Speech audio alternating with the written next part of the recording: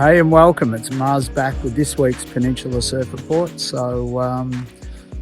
Had a reasonable week of waves this week, which has been a bit of a surprise. A lot of light wind days or glassy days with a little bit of onshore here and there, but not too bad. So the swell's been pretty gutless because that high's been back again. It's come back, hasn't gone away. It's moved back again and deepened again.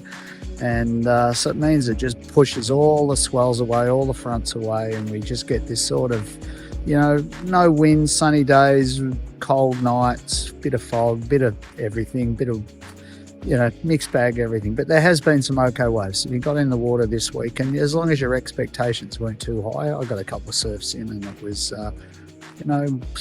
sort of waist, shoulder high, clean. It was surf. I had a bit of fun.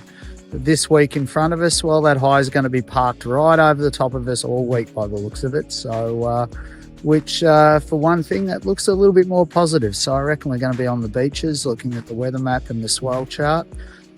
So I'd suggest we're going to be between Gunnamatta and Portsea, basically Saturday, Sunday, Monday, Tuesday, maybe even Wednesday. It's going to be offshore or calm every one of those days. There is a chance towards the end of the week or midweek there will be a push in the swell, but the charts are sort of showing a few variables. So so we'll see how it goes. But at the moment, you'll expect to get in the water between Gunnamatta and Portsea, I'd say, over the weekend and beyond. And it should be pretty good if the banks are okay. So not a bad forecast, but it still isn't a late autumn coming into winter forecast. No norwesterlies, no strong ground swells, none of the usual stuff. Just a big fat high sitting over us, blocking the weather and giving us these calm, sunny, still days. All right, so enjoy it, and I will see you next week.